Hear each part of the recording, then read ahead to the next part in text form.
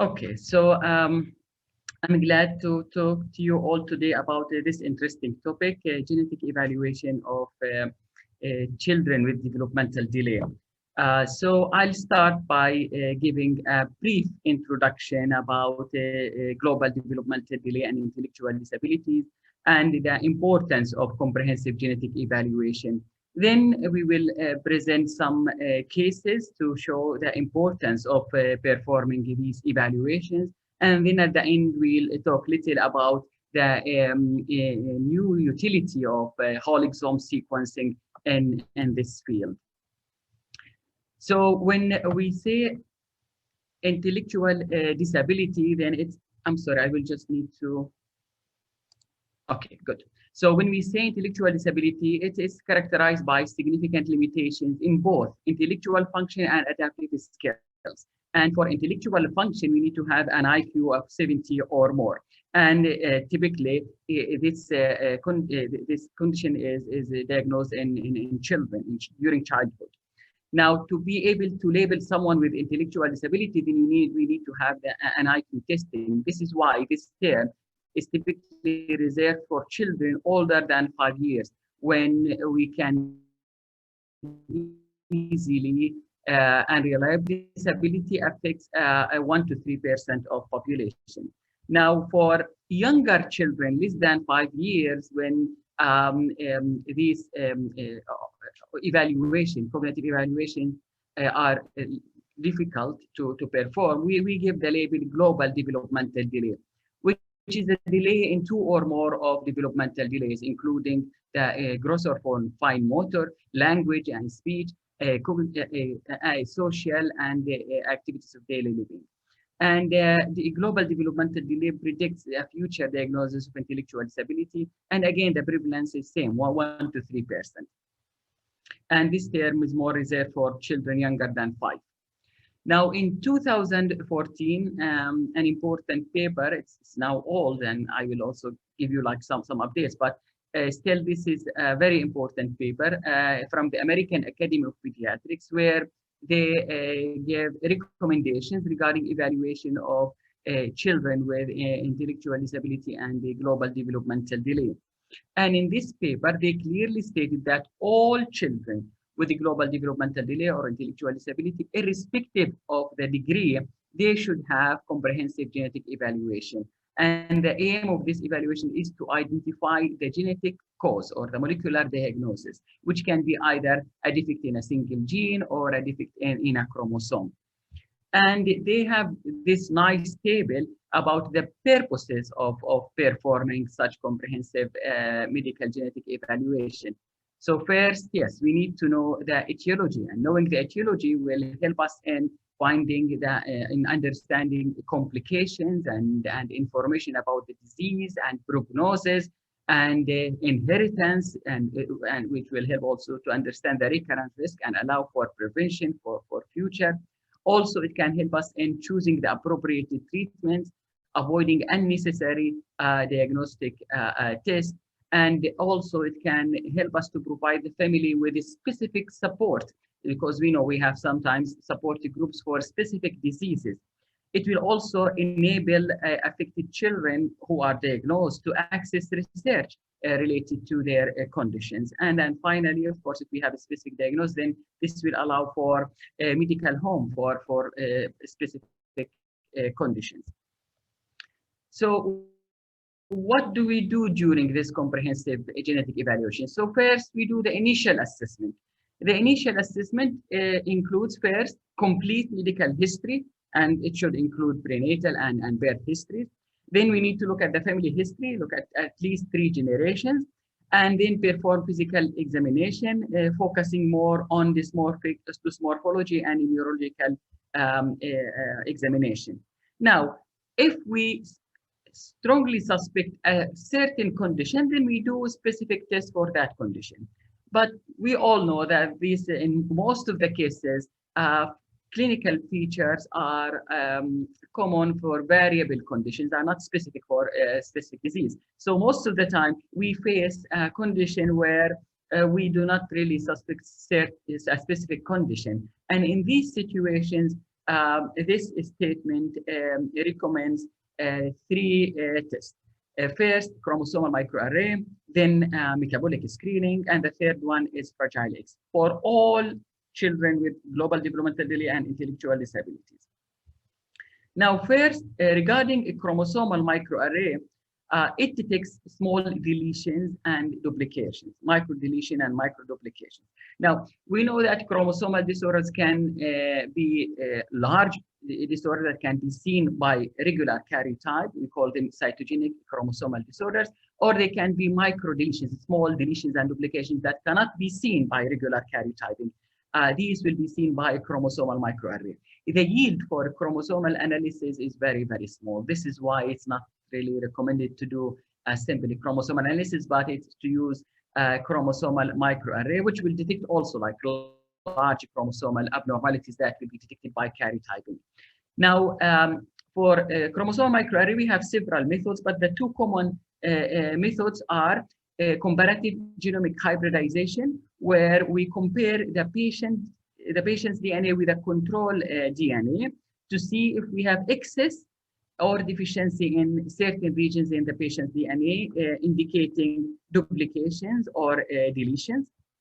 And the second relatively common method is SNP arrays.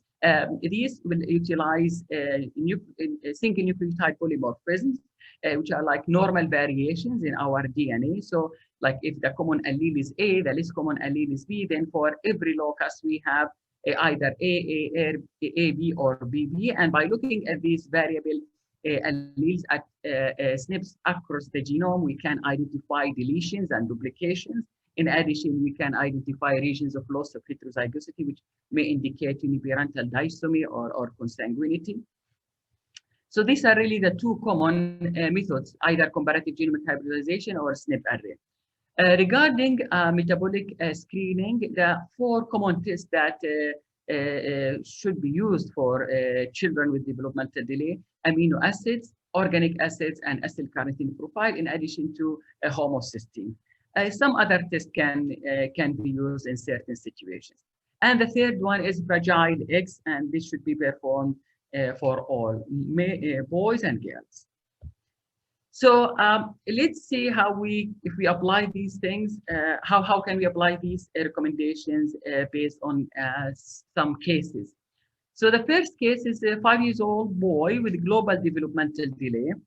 The perinatal history is uncomplicated, and the past history is only significant for hypotonia that improved with physiotherapy. Parents are non-consanguineous, and the child has other healthy siblings. When we examine the child, we notice some subtle dysmorphic features: straight eyebrows, long philtrum, and the child was also has a mild hypotonia. Again, these are not specific. I cannot really make a suspect certain condition by these general features. So we've done the 3 steps as per the AAD recommendations. And we got in the microarray deletion in chromosome 1p36. So chromosome 1p36 deletion syndrome is relatively common. It's the commonest chromosomal terminal deletion. Most of the time, it's caused by de novo mutation. It's not like inherited. It affects about 1 in 5,000 children. And the main features are developmental delay in all, and hypotonia in the majority, 95%.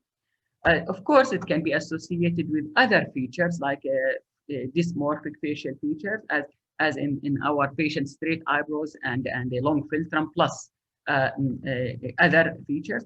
It can be associated with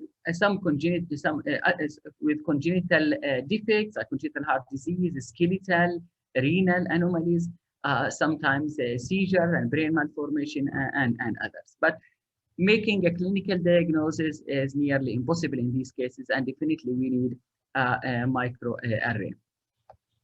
Now, another case: 2 years old male child present also with a global developmental delay. Started walking at 20 months and now speaks only single few words. The child has been healthy, nothing in the medical history. In the family history, parents are cousins. The physical exam didn't show anything. No dysmorphic features, growth parameters normal, the systemic examination also normal. So what to do? Same thing, microarray, metabolic workup, and fragile X. And this time, we found very high homocysteine. Now, this high homocysteine is suggestive of a classic homocystinuria, which is a deficiency in the enzyme that converts homocysteine to cystathionine. The enzyme is called cystathionine beta synthase. Now, we know that, like a classic homocystinuria, people with this disease have manifestations in 4 organs: eyes, skeletal system, and vascular, and CNS. However, developmental delay can be the only noticeable thing, particularly early in the disease. First, not all the 4 systems should be involved in all affected individuals. Second, we have variabilities in features between one individual and another. And the third thing, developmental delay can often be the first sign. So it's not a surprise if you have a child just with developmental delay and you diagnose that child with homocystinuria. I had this several times, just presentation with developmental delay and end with homocystinuria. And it's very, very, very important to make this diagnosis because it's a treatable condition. And if you don't treat this condition, we have significant complications.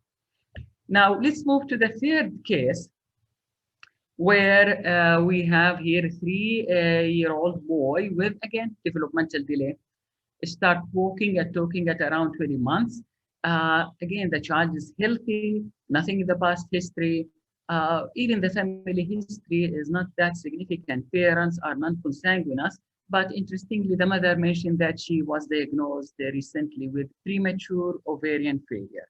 And we'll see why this information is important. When we did the exam, nothing really, no significant dysmorphic features, but we have like the weight and height at 50th percentiles, while the head circumference at 90th percentile. So it's like relative macrocephaly. And the rest of the exam is completely normal. So same thing, microarray, metabolic workup, and fragile X syndrome. And this time, yes, we identify 300 trinucleotide repeats in the FMR1 gene, which is diagnostic for fragile X syndrome. So fragile X syndrome requires a specific test because we need to count the trinucleotide repeats. The normal is between 5 to 44. If it's more than 200, it's full mutation, and this one is associated with fragile X syndrome in males. Now, people with 55 to 200, they have the pre-mutation allele, and this can expand when it's transmitted by the mother. The important with these individuals, they don't have intellectual disability, but females can transmit the disease to their children. But males and females with this pre-mutation range, they may develop a fragile X tremor ataxia syndrome, and females can develop premature ovarian syndrome. So the lady in this case, most likely she has a pre-mutation. This is why this explains the premature ovarian syndrome she had. Although fragile X syndrome is associated with long list of features during infancy, later childhood, and post-pubertal, still, I mean, the only manifestation that we may see initially is just simple developmental delay.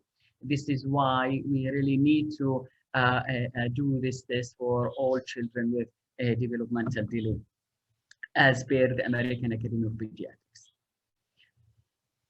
But what are the diagnostic yields?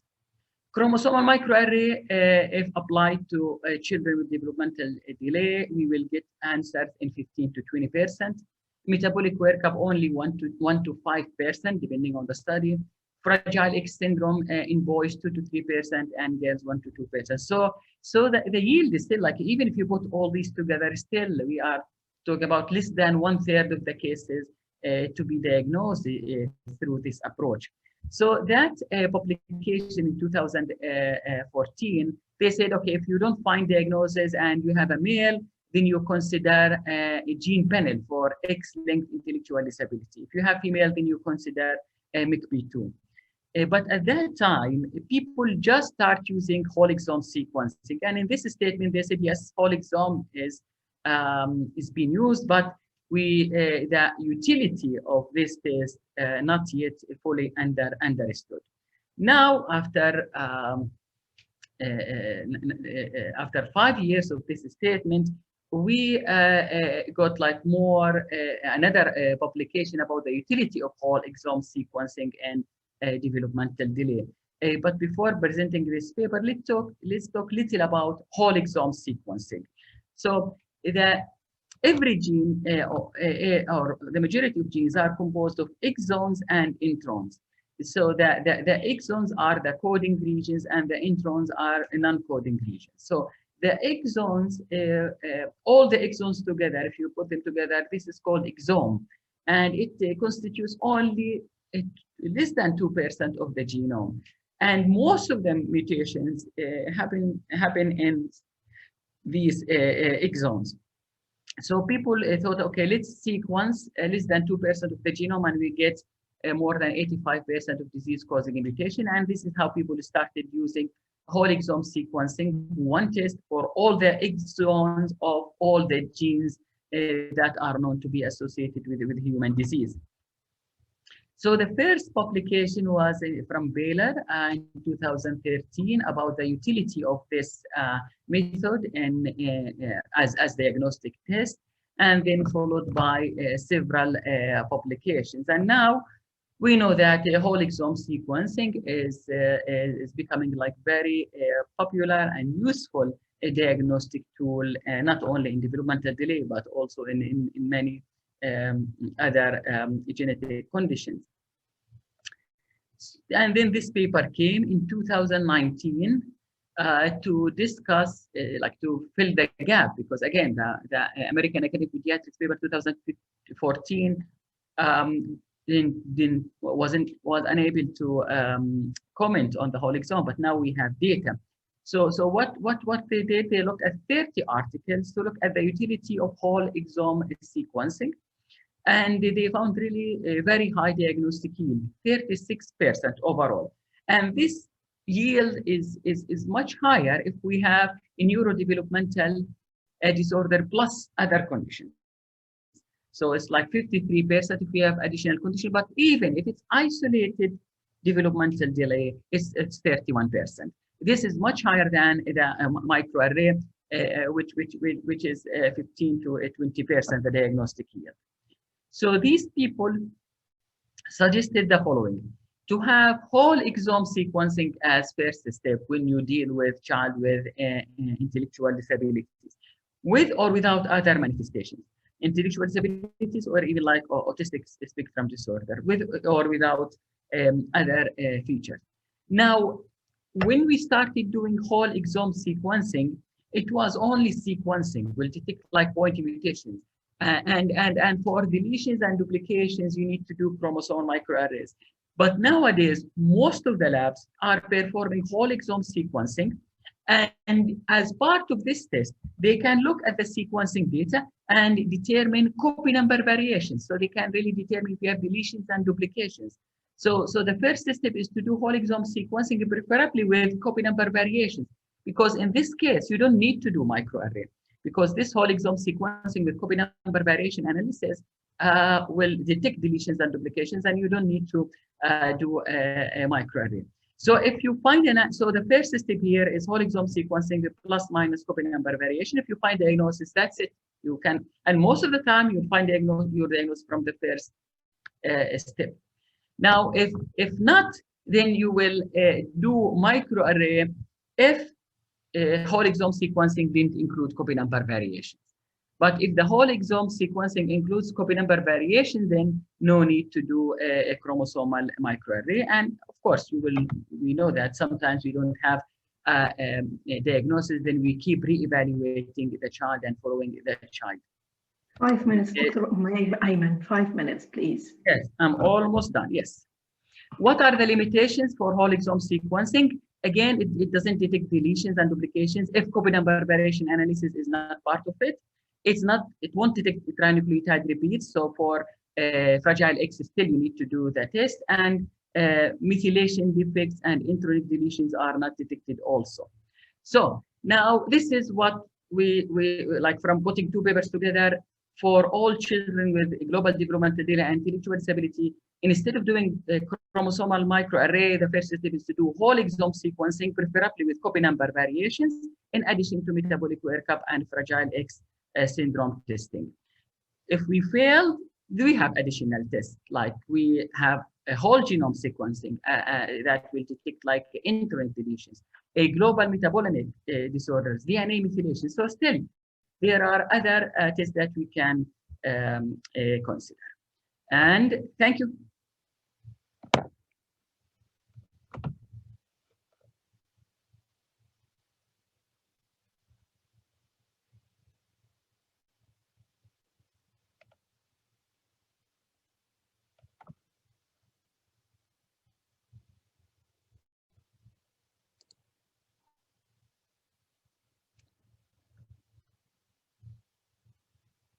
Hello, sorry, Dr. Ayman, you don't hear me. Okay, thank you very much for the nice and informative information. I like it, actually, we do enjoy that. I think the other colleagues as well. First, the question comes from Dr. Nizar. He asks what the measures for a child delay in speaking. Yes, I will leave the answer for this question for you. I think you are much better than me to answer that about like the assessment of developmental delay. Okay, fine. Well, it depends what you mean by measure. Do you mean that assessing a child for speaking, or when we should consider a child delayed in speaking? It depends on the milestone. You know that a child is 3 words usually by around 1 year of age, and about 12 months of age, 3 words, 18 months of age, usually around 7 words. By 2 years, most of the kids have between 20 to 50 words, or they have 2 joint sentences. Now, delayed of that milestone is considered as speaking delay. Is that significant? It depends on the rest of the other development domains, whether he has other development delay, any other signs or symptoms, whether he has a clinical features, as the Dr. Ayman said, whether there's any affirmative positive. I mean, positive means finding we can see in that child. In this case, obviously, the assessment for a developmental delay should be there. The second question, now that's for you. Chromosomal abnormalities can treated in pregnancy? Yeah, no, we can. We cannot treat any chromosomal disorder, but of course we can diagnose them prenatally. And making the diagnosis prenatally has 2 goals. One, to give information for the family. Second, for certain severe conditions, termination is permitted before 19 weeks, particularly for trisomy 13 and 18. So these are why, and this is why we can, and sometimes we do diagnose these conditions prenatally. And another question, whether stress causes chromosomal abnormalities? No, these are we born with the no environmental factors will not change our chromosomes or genes. And Dr. Maria asked if the diagnosis, let's keep moving. The diagnosis will affect the quality of life of these patients socially. There also puberty changes. Yes, we always say finding diagnosis is helpful. It will give information to the family. This will I mean, again, they will have answers. They will know what conditions they are dealing with, what complications to expect, prognosis. So yes, and sometimes they join supporting groups if they know the specific diagnosis. So it's always beneficial to find the answer, even if the treatment remains symptomatic. Okay, and there's a Dr. Aman. He asked, do you think doing specific panels for neurological conditions are beneficial over doing the whole genome sequences, which cover the CNS and the mitochondrial genome, or should we just go for the later? Yes, and nowadays the utility of panels is getting less and less. The whole exome sequencing is getting better and better, and more depth in coverage, more accurate results. So I think with time we won't use panels anymore. Now, so if we do whole exome sequencing and we are happy about the result and it's negative, then yes, next step is whole genome. And of course, yes, always we keep in mind mitochondrial diseases caused by mitochondrial genome defects. And in this, I'm sorry, I should put it in my slides. And in this case, yes, we can consider doing that.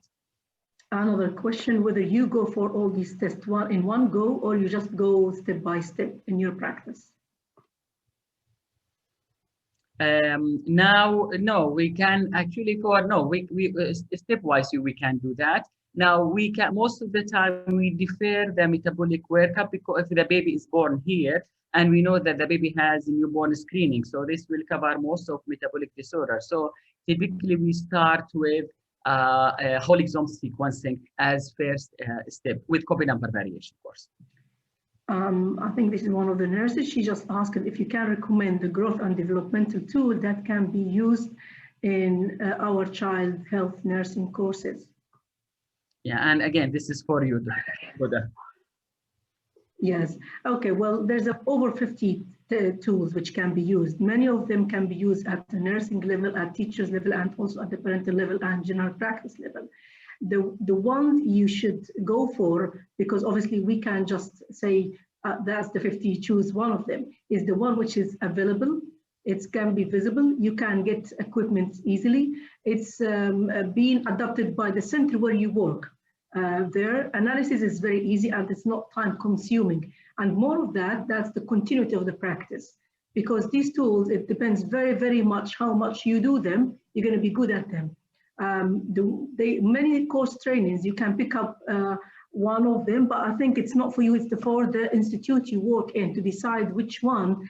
There's a lot of business around this, which one you're going to go for, and then they will have to arrange for you a training program to attend that, and then you can choose the one feel is suitable for the community and for the institute you're working in. One asked about, we should worry about storming and what to do? I'm sorry, I didn't get that. Should we worry about storming and what to do? Worry about? Storming, STUMMERING. Yeah, no, I'm sorry, I didn't get that either. Yes. Okay. Right. I think ASD, recommended genetic test. I think they mean autism spectrum disorder genetic test. Yes. What you recommend? Yes, the paper 2019 for autistic spectrum disorders. The first step is the whole exome sequencing with preferably with copy number variation analysis. Yeah. And the last question I will say, as we are over the time, there's too many thanks and there's too many questions for you, Dr. Ayman. What about consanguinity families, consanguineous families? Yes, greetings for Dr. Tawfiq bin Imran. I mean, I'm glad that you are here and hopefully we'll meet soon. I mean, again, now if we are using the whole exome sequencing, then yes, we will detect the autosomal recessive disorders, like the rate what we expect in consanguineous families to find autosomal recessive disorders. Now, in case we didn't find our answer through whole exome sequencing, yes, we can proceed for whole genome. But I think Dr. Tawfiq here wants us to talk a little about the utility of a SNP microarray in determining the regions of loss of heterozygosity or regions of homozygosity, where we can utilize the SNP microarray to look carefully at these regions to see if we can find candidate genes in these areas. This will be more applicable for like more gene discoveries, or if we are unable to find answers during with the regular whole exome or whole genome sequencing. Okay, thank you very much, Dr. Ayman. Unfortunately, I have to stop here. We still have plenty of questions, but time is over and we should start the next session. Thank you very much. It was a great talk. Okay, thank you. Thank you very much. Thank you.